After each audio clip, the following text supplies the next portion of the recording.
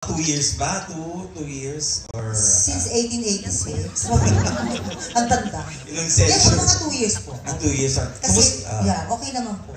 Ayun, kumusta naman ang pagbabalik dahil ang role mo dito as Mayumi, parang eksakto. Yes. Di ba sa pagkatao mo? As Mayumi, as mayaman.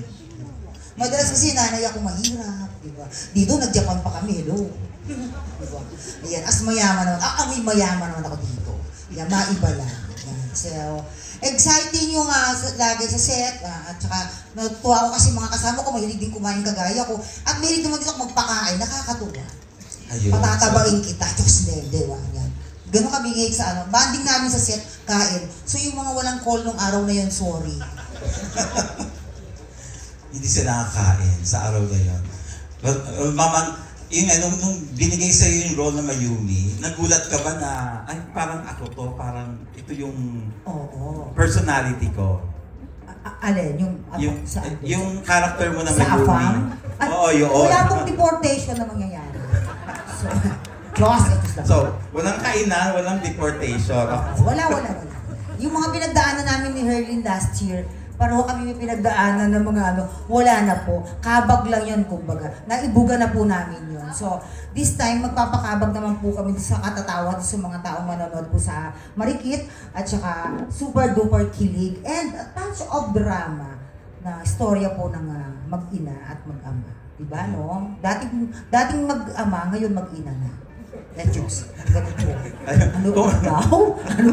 Yes. Yeah, so, kumusta naman po ang bonding niyo ni Herlin? Dahil everyday nagkasama kayo sa Sawang-sawa na ako sa TikTok lang. pagmumukha. Makikita mo sa TikTok lang, ang gulo-gulo namin sa dressing room, hanggang dito. Pero nakakatuwa kasi hindi na kami nag-aano ni Herlin. Kumbaga, kamado na namin yung isa't isa. Minsan kwentuhan lang kami. Mahusay naman talaga. Lumalabas yung naturalesa ni Bakla. Bakla. Si Herlin ba, nag-open sa inyo ng marami? Yes, oo.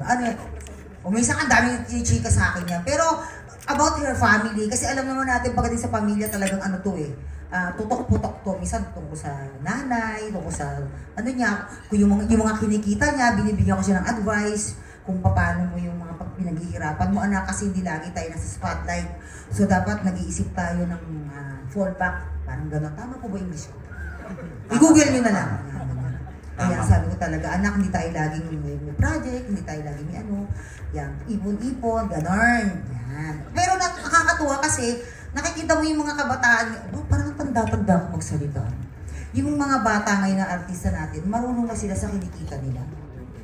Bongga naman, nakakatuwa. So maganda pala ang mga ina-advise mo kay Herlin. Yes, at saka syempre, iba ang puso, alam na. So ikaw naman, Herlin, iba to naman. Sinusunod mo ba ang mga payo ni Mama? Siyempre po.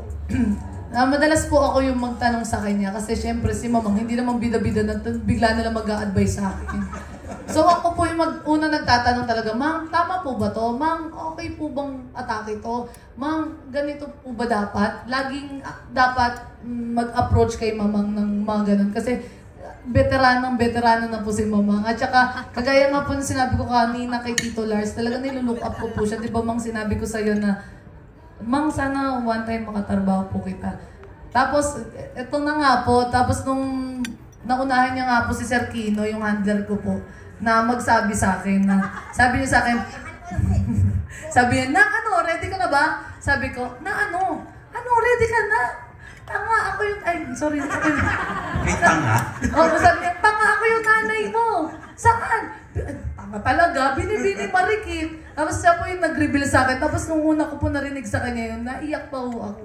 Kasi, parang kakabanggit ko pa lang sa kanya na parang, Mang, sana po makatrabaho kita.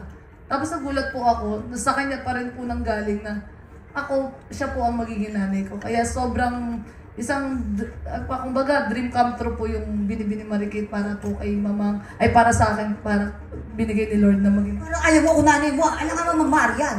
Siyempre ako lang nanay mo. Diba? Tama po. Ayun, so nag-manifest ka agad pala. Binigay po ka agad. Ang galing. Di ba, Mang, natanga ko? Pero may tanga. Ayun, thank you. Salamat. Isang Herlin, teka, dun sa last na teleserye mo, tatlo yung kontrabida mo. Yun ang, dito ilan ang kontrabida mo this time? Ayun po yung hindi natin sigurado kung sino yung manlalaglag bigla. Alam ko dalawa lang pero parang Madadagdag. dumadami. Parang parang ganggang budol-budol gang ba kayo? Hindi, alam ko po, itong dalawa talaga. Pero may mga biglang sumusulpot po ng mga demonyo, diablo sa paligid na palang, uy, niluluwa ng lupa, ayaw na sa'yo. Ayun. So, abangan namin yung mga... Abangan niyo po.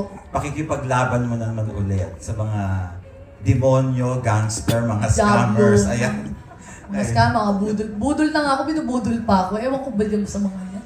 Okay, thank you. Salamat po. And congratulations again. Salamat po ulit. Thank you so much. Ang susunod naman na